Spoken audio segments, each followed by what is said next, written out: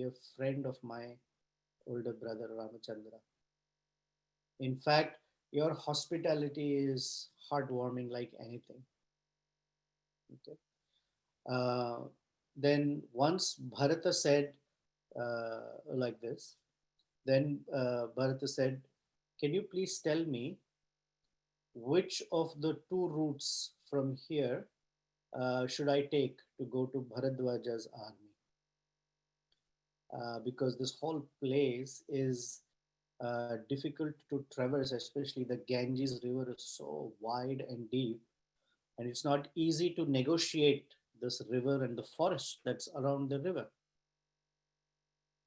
So as soon as Guha heard, "How should I go to Bharadwaja's ashram?"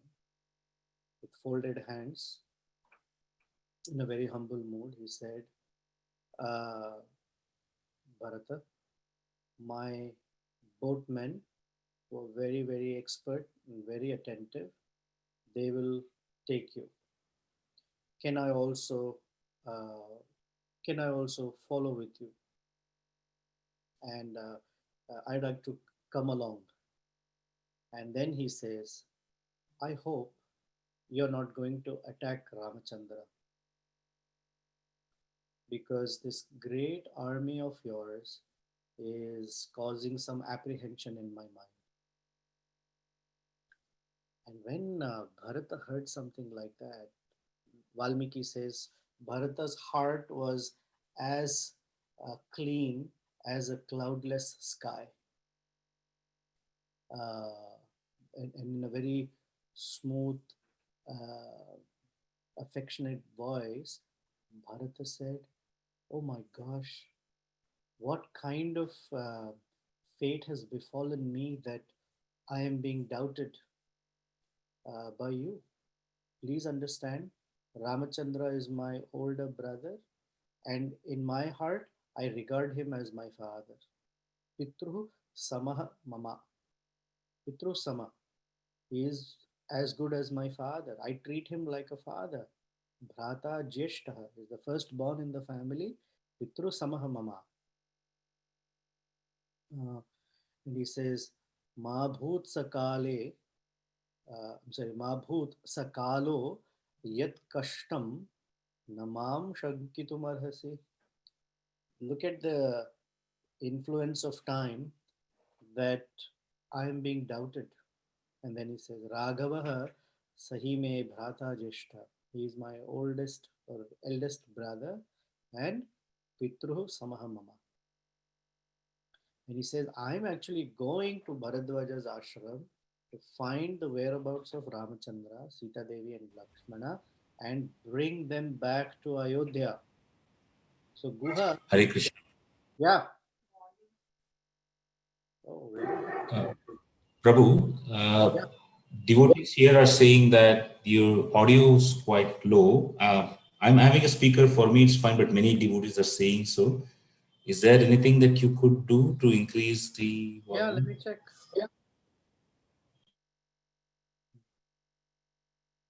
My mic is on full. Um, Hold on. Let me try something else.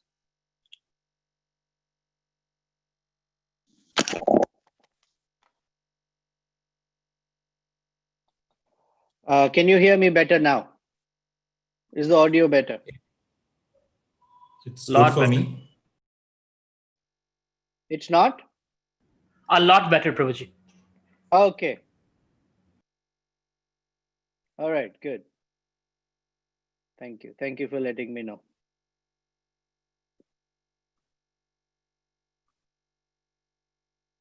All right. So I'm not going to repeat all of it. Sorry. So anyway, Bharata says, "I am actually going to Bharadwaja's ashram to bring Ramachandra, Sita Devi, and Lakshmana back. And from your side, please don't have any apprehension in your heart." Okay.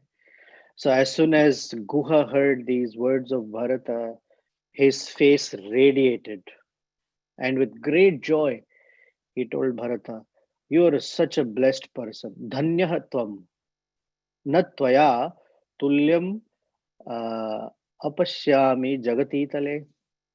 that I do not see anyone equal to you on this entire planet. And look at you. You are willing to renounce an entire kingdom without any effort that came to you. You're so easily willing to renounce the kingdom. So there is nobody equal to you on this entire planet. And he said, your fame will spread across all the provinces. And he says, you are the very person who wishes to bring Ramachandra back from his terrible condition. So he became very, very happy. So while they were talking, it became night time again. And next morning, they were going to uh, go to Bharadwaja Shastra. So Bharata uh, felt a pang of grief in his heart and anguish. So the grief was, I'm having to justify my innocence to everybody, and this great anguish that in what difficult condition Ramachandra must be there. Okay, so his heart was in a very, very painful condition, and because of this grief and anguish, there was this his body became feverish, and this one of the types of fevers where his body started sweating, and uh, it says that he was sweating so profusely, and there is a very beautiful poetic narration of Bharata's condition. So I'm going to read you those two verses, and then we'll see it in English. Of course, trying to say the same thing in English may not be the same impact, but let's see. Let's see what we get from it. So he says, Dhyana nirdhar shailena vinishwasita vinishwasita dhanuta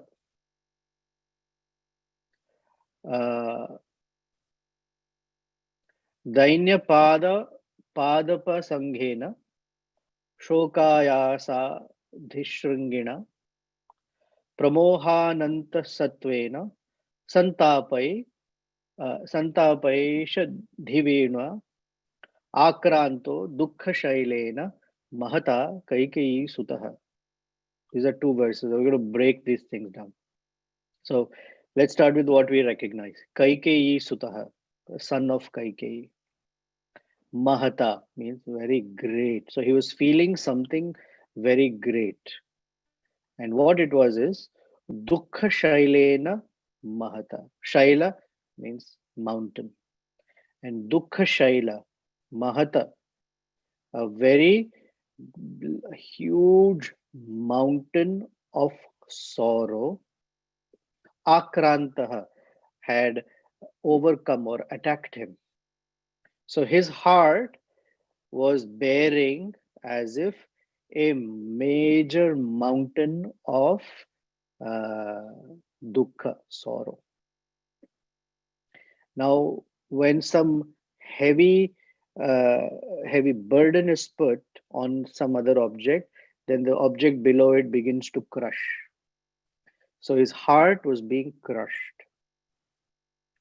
And when it was being crushed, there were some effects to it, right?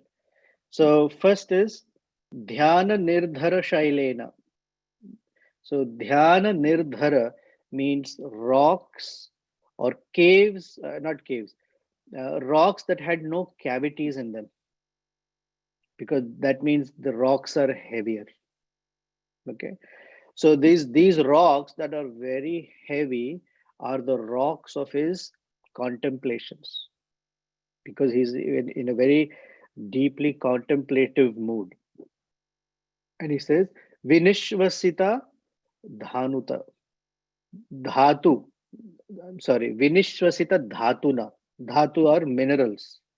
This is very similar in one sense to Hanuman preparing to fly. So there are the reference of a mountain being crushed is also here. So Vinishvasita Dhatuna. Dhatus are all the minerals. So when a object or a mountain is being crushed by the rocks, whatever minerals are there in the mountain begin to ooze out. And the oozing of the minerals is compared to his breathing. Vinishvasita. Why we hear in Brahma Samhita, Nishvashita kalam athavalambya. Nishvana means to breathe. So his breathing was oozing heavily with sighing, with moaning like that. And Dainya Padapa Sanghena. Padapa are trees. Sanghena is a cluster of trees. And when the trees are clustered, they become very, the area becomes very dark and very difficult to traverse. So it says Dainya. Dainya Padapa Sanghena. So the trees in the form of dejection. He was feeling dejected. Shokaya Sanghi Shrungina. Shrungina means peak. So there are these mountain peaks of sorrow. Shoka Ayasa. Ayasa means fatigue. And Sanghi. Sadhi. Sadhi is um, feeling mental distress. So Shoka, Ayasa, Sadhi Shrungina. So the peaks of these mountains that he was carrying on his heart was sorrow, fatigue, and mental distress. And then he says, Pramoha Ananta Satvena. Ananta Satvena means countless creatures, unlimited creatures of Pramohan means stupor. Stupor means sense of laziness. Any one of us, when we are on the mental platform, we don't feel energy enough to do anything. So this is that Pramoha, Ananta Satvena, unlimited creatures of stupor. And Santa Paushadhi Venuna. Sa Santapa. Samtapta. So Santapa means burning sensation. Santapa Aushadhi Venuna. There were, the word Venu means bamboo. So there was this Aushadhi Venuna, mean there were these herbs and bamboo shoots that represented trees of sorrow. And Akranto Dukkha Shailena Mahata Kaikeyi Sutaha. Very, very beautiful poetic verses describing Bharata's uh, agony. I'm going to read the English translation for you, and I will send you the verses if you like to meditate on them. So there are two different translations. Both say the same thing, just choice of words are different. Bharata, son of Kaikeyi, was stricken by a lofty mountain of sorrow. The cavityless rocks of that mountain were his contemplation. The minerals were his sighs. The multitude of trees were his desolation. Peaks were his fatigue and mental distress. The unlimited number of animals were his stupor, and the bamboo trees was his sorrow. A different translation. Bharata, the son of Kaikeyi, was pressed by the weight of the colossal mountain of agony consisting of cavernless rocks in the shape of settled contemplations on Rama, minerals in the shape of groans and sighs, a cluster of trees in the shape of depressive thoughts, summits in the form of suffering and fatigue, countless wild beasts in the shape of swoons, herbs and bamboos in the form of his exertions. Both are nice. In fact, I'm going to make a hybrid translation of this and work on it. Um, Very beautiful. And then the next verse says that Bharata was like a bull that got separated from his herd, which means he was feeling a sense of anxiety, a sense of loss, a sense of feeling unbelonged. And this fever was burning, this fever of separation and distress was burning him from the inside. Then, uh, chapter 86, Guha, uh, who met Bharata the next morning, uh, spoke to Bharata about the wonderful qualities of Lakshmana. Now, we have not heard what Lakshmana has said previously because Valmiki has reserved it, so we hear it from Guha's lips. And it's important because hearing one devotee of the Lord glorifying another devotee of the Lord without any trace of envy in their heart is tastier and sweeter than just hearing it from Valmiki directly.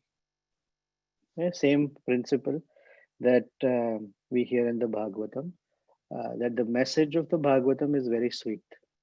It's the ripened fruit.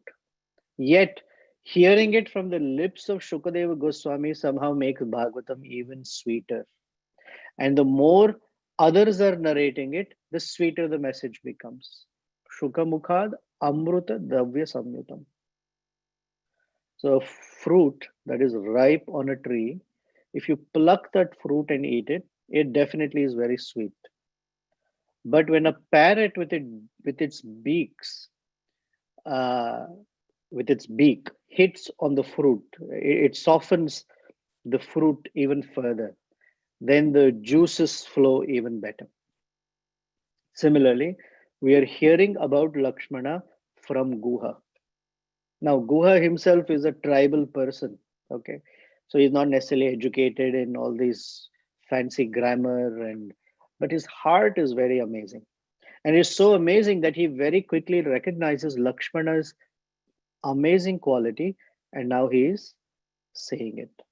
And this is what he says. He says, I spoke to Lakshmana, that amazing Lakshmana, who, although carrying bow and arrow in his hand, is completely endowed with such wonderful qualities. And he had kept vigil all night for safeguarding his brother Ramachandra. So I, as Guha, had told Lakshmana, oh, my dear brother, here's a very comfortable bed that I've made for you. And we are all standing here at guard. So just feel at ease and rest peacefully here for the night. Oh, wonderful scion of the Raghu dynasty. And he says, as far as we and our people, we are very used to hardships. So sleeping in, rocky places or on the ground, that's easy for us. But you're a prince. You are used to royal comforts. Hmm. Your beds are made with gold, and the mattresses are so soft. They're filled with feathers of swans. They're as white as foam on milk.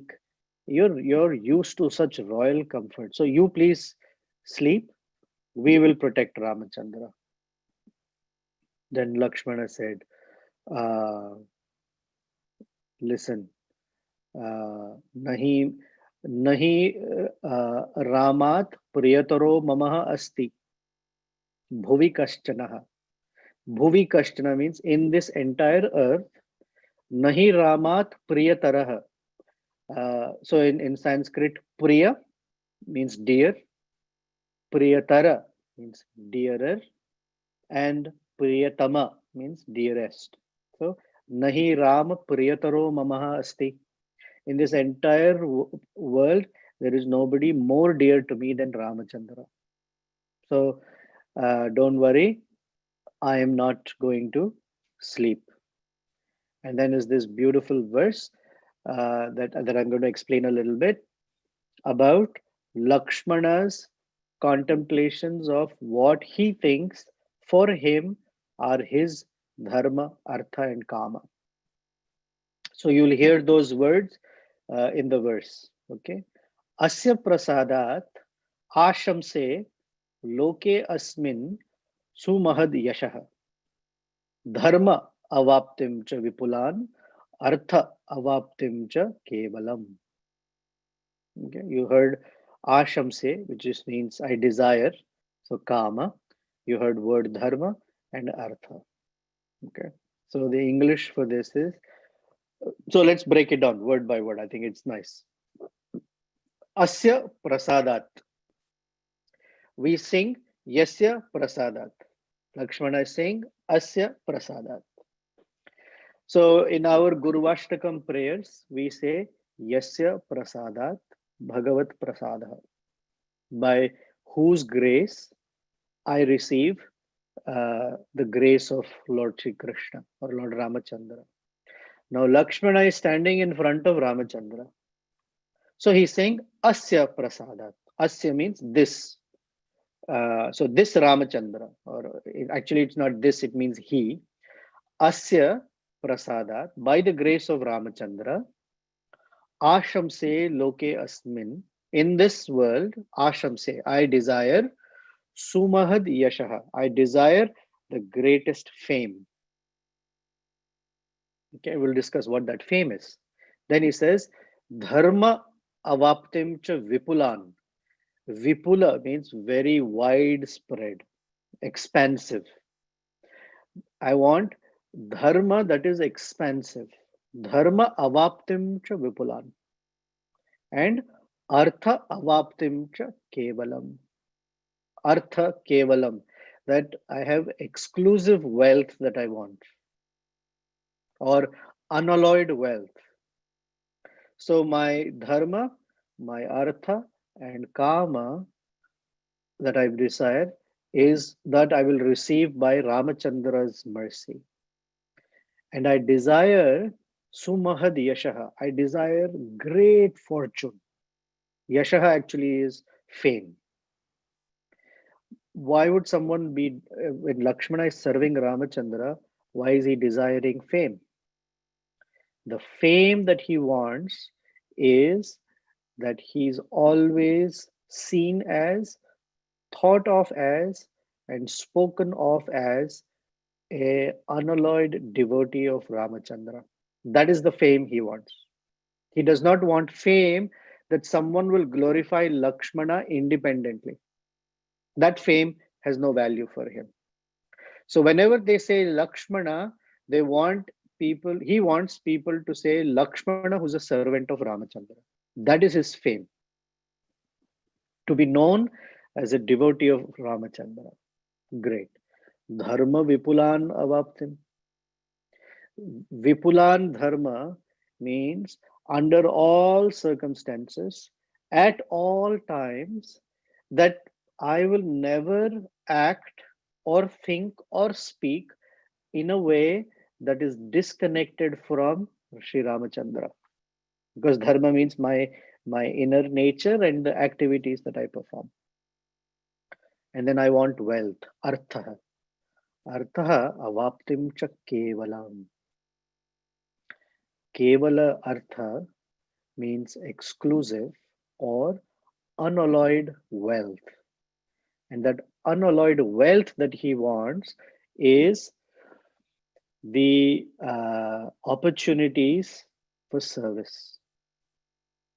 And he doesn't want that service to be tinged with something else. So he says, Kevalan, exclusive artha, that the service that I get is not tinged by any other contemplations.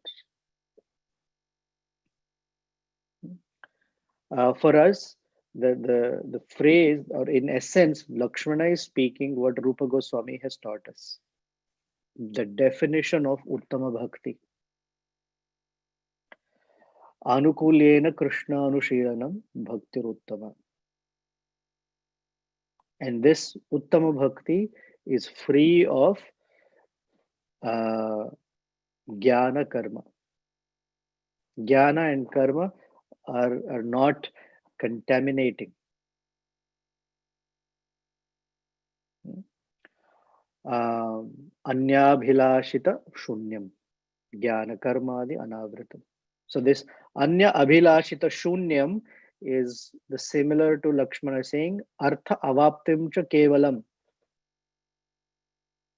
Okay, very amazing verse. And there's, I'm sure, if we sit and think about it, there's a lot more we can extract from it. And so he said, because I see myself as a servant of Ramachandra, I will stand here with the bow in my hand and I will guard Ramachandra, who is here laying down with Sita Devi. And to me, nothing here is unknown in the forest. I don't mind. I can defeat any army, even if they come with the four divisions, horses, elephants, chariots, soldiers, everything. So Guha is saying, like this, Lakshmana, who's nothing but very top-notch uh, dharmika person, very politely replied back to me, Guha. How is it possible for me to sleep or even live with any comfort when Ramachandra and Sita Devi are lying down on the floor like this? Katham Dasharathau Bhumau Shayane Sah Sitaya Shakya Nidra Maya Labdhum Jivitam Va Sukhani Va Shakya Nidra Maya Labdhum. How can I even fall asleep? Jivitam Va, how can I even live? Sukhaniva, or how can I even desire to enjoy any happiness? Separate from them is not possible. And they said, uh, at the same time, he is very clear who Ramachandra is. Yo na deva asurai sarvai shakya prahasitum yudhi. There is no demigod or asura in this entire creation who in battle can defeat Ramachandra. Tam pashya guha, just see. We use the phrase, just see. So here it comes. Tam pashya guha, samvishtam teshu, truneshu sahasitaya. Samvishtum means he's lying down, truneshu, on a bed of straw, sahasitaya, along with Sita Devi. So this Ramachandra is not an ordinary person. The great Dasharath Maharaj had to perform so much austerity to win Ramachandra as his son. And I know that this Ramachandra, because he has been banished from the kingdom, Dasharath Maharaj cannot survive even for a moment. Definitely, this earth will become bereft of a son. That is uh, a king. Dasharath Maharaj will die. And he said that the entire set of queens of Dasharath Maharaj, I'm sure, will cry so loudly and so piteously that the whole royal palace would be completely full of that noise. And now that after Dasharatha's death, that entire sound is that the whole palace has become calm like a graveyard. And he says, I don't think, I'm not sure if Kausalya and Sumitra will even live. He says, maybe Sumitra can even survive because her other son and my brother Shatrughna is there to somehow console her. But what about Kausalya? I don't think she will survive. And so my father will die. I don't know how my mothers will survive. Maybe my biological mother may somehow survive. Uh, so, with this contemplation, Guha is still narrating. Like this, Lakshmana the whole night uh, sat contemplating and thinking about what has happened. And next morning, there's Ramachandra and Lakshmana. They performed their morning sadhana, and they got this um, sap from the banyan tree and applied it to their hair and tied it into matted locks. And these two, who can pretty much shake up the entire universe, very humbly wore tree bark and dressed like ascetics with hair matted in locks. Although they are very, very amazing male elephants, like they are powerful with bows and arrows, they went away into the forest along with Sita Devi. So Guha is glorifying the form and features of Ramachandra and Lakshmana. Jatadharau tau druma chira vasasau Mahabalau Kunjara Yuthapa Upamau. Kunjara Yutha, like a herd of elephants. Upamau means similar to. Vara Ishu Chapa Asidharau Param Tapau. Vara Ishu Chapa Asidharau. They are holding the best bow, arrow, and shield. Param Tapau. They can make their opponents shiver. Vayavekshamanau Saha Sitaya Gatau. I'm sorry, Vyapekshamano means as they were walking, they turned around and kept looking at me, and then they proceeded into the forest. So with that, we end chapter 86. And let me see if you have any questions or comments or thoughts. I'm sorry, sometimes I get a little into these verses and breaking down the words.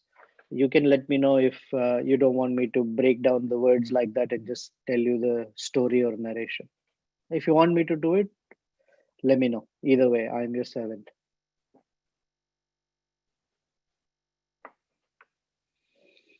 So, any questions, thoughts, comments?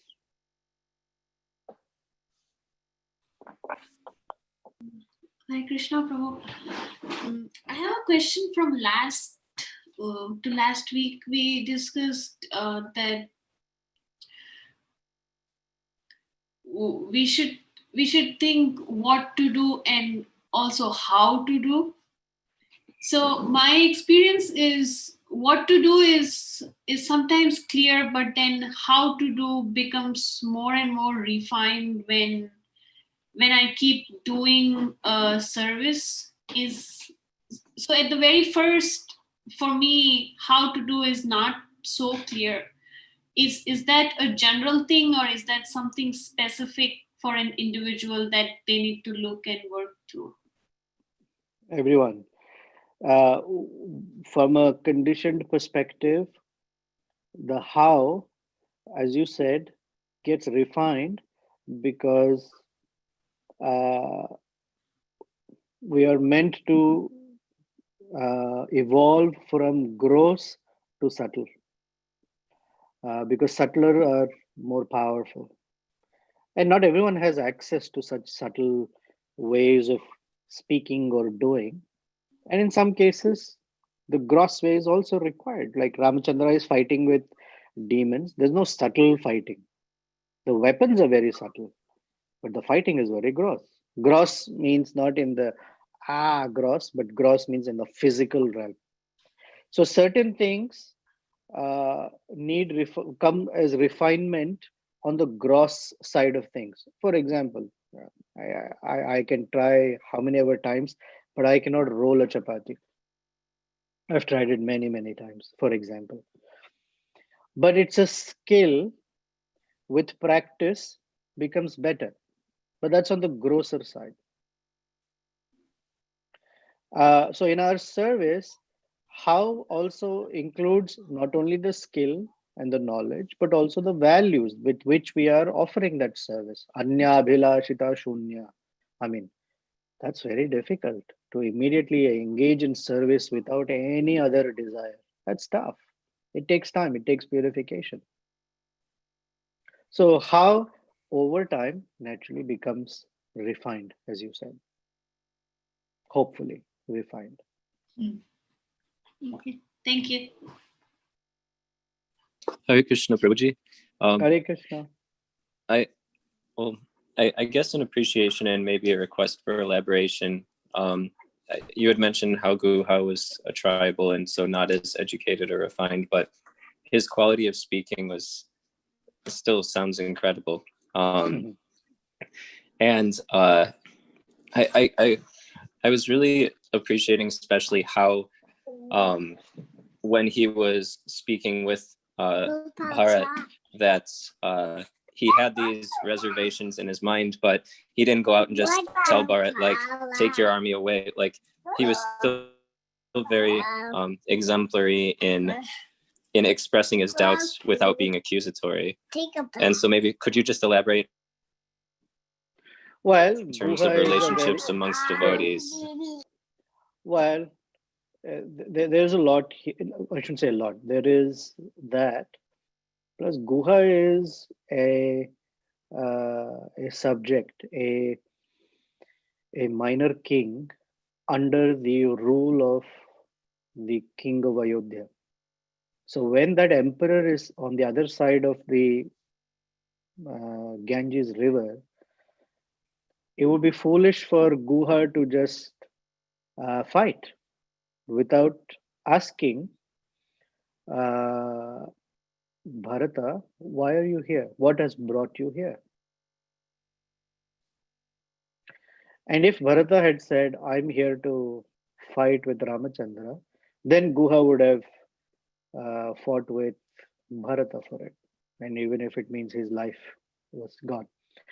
But as part of the proper behavior or demeanor, he took gifts for the emperor.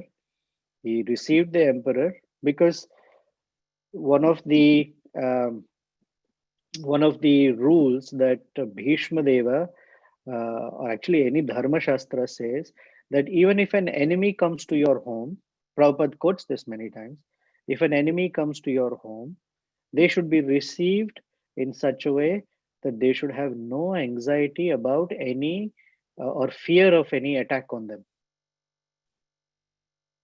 They should be received properly.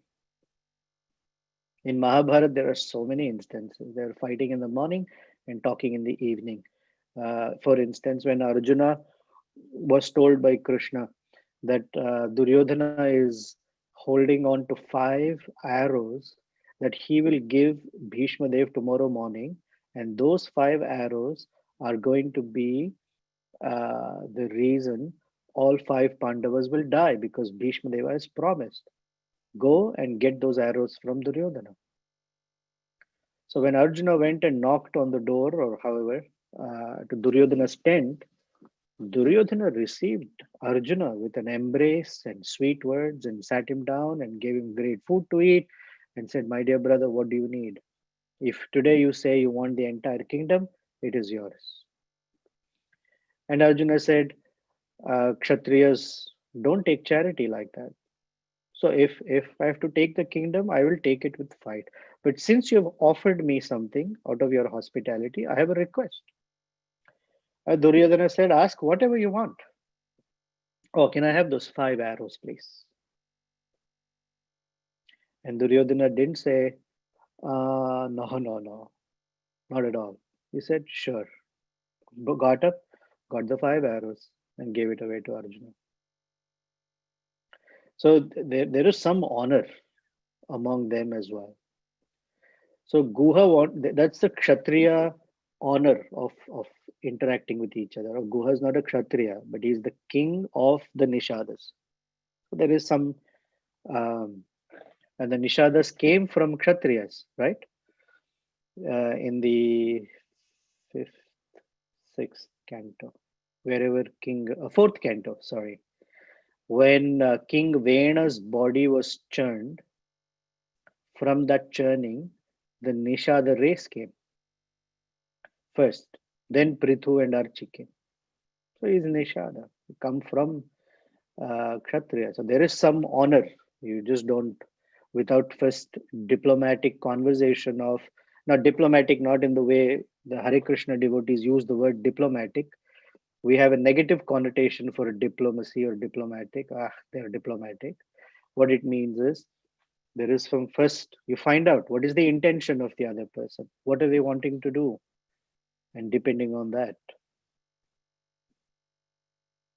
Does that satisfy you, Edward? Yashodarandan? Ah, yes, Prabhuji. Thank you. Confirmed also. Actually, just thinking about that, the hardest part is something you alluded to toward the end about. Why do you need your phone? At least when I feel that way, like try to understand before jumping in. It feels very duplicitous. Like I already have these reservations, this emotional component of it. So that's even, I guess, more appreciation for people like Guha, because they can withhold that and still, in all sincerity, offer that kind of loving respect. Yeah. In his, whatever he's offering, behind that is his concern. He's wary, he's suspicious of Bharata. He's very suspicious. That's why he asks him, oh, I would also like to come along. Can you please tell me what is your intent? What is your intention? He's suspicious, but he cannot defy the etiquette of the emperor, that the emperor has arrived there.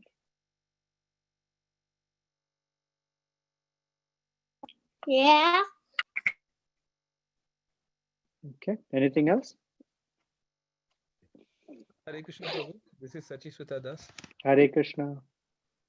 Prabhu, like you said about exclusive Yeah, wealth, Kevala. which has no tinge of jnana and karma. Yeah, Kevala. Can you give me some example which is without jnana and karma? I don't. Of wealth? I mean, He even says it is, no, the particular word that he uses is avaptim artham. Artham avaptim cha kevalam. Artha means wealth. That kevalam, it is not tinged. Wealth that is tinged. So let's say somebody earns money, but it is tinged or contaminated. It's contaminated by dishonesty. It is contaminated by some other malady. Some wealth for many persons is not pure because it's not earned from necessarily an honest endeavor. So there is some tinge to wealth. So he's saying, let my wealth be free of duplicity or ulterior motive or anything else except for the genuine mood of service. I'm doing it because I'm serving because I genuinely want the pleasure of Sri Ramachandra and Sita Devi. That is what I want. I don't want this from it. I don't want that from it. I don't desire this. Nothing. So, na dhanam, na janam, na sundarim, kavitam va jagadisha kamaye. Mama janmani janmanishware bhavatad bhaktir haituki twai. That's the unalloyed kevala bhakti that he's talking. He says kevala artha means what I get out of it. So Chaitanya Mahaprabhu is teaching us, my dear Lord, I want to serve you. That is, and that service is free of any desire of dhanam, janam, sundarim, kavitamba, etc. thank you very much, Prabhu. Hare Krishna. Quick clarification. Can you hear me, Prabhu? Yeah, loud and clear. You're Okay. wondering why I'm using Chaitanya Mahaprabhu in Ramachandra's pastime? Okay, go ahead. Parama Karuna. I can't hear you. Prabhu, without karma and jnana, it is impossible to attain the level of Kevala. Am I thinking correctly? I'm not sure. I'm not sure. What do you mean?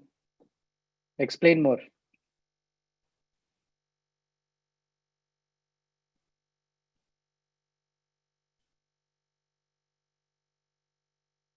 Okay, while he's still coming back, anyone else has any other question or comment? I think he's somewhere where his reception is not so strong or phone connection.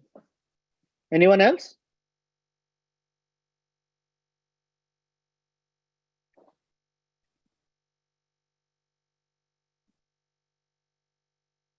All right. Parama Karuna, I'm sorry, I can't hear you.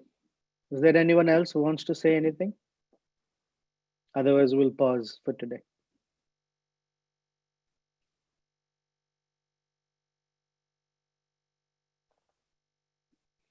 All right. Thank you very much. Have a wonderful rest of the week in contemplation of Sri Ramachandra, Sita Devi, and Lakshmana, and their wonderful devotees like Bharat Maharaj, Guha, the love that they carry in their heart for Sri Ramachandra and Sita Devi, and in different ways in which they are serving them, and especially Guha's glorification of Lakshmana. That verse is very amazing. And if anyone of you likes learning verses, that'll be a wonderful verse to learn. Okay, thank you. Hare Krishna, until we meet again. So just so that you're aware, as long as daylight savings is going on, we will meet Saturdays at 9 a.m. Central Time here in the Chicago area, and that will mean 8:30 India time. Thank you. Hare Krishna.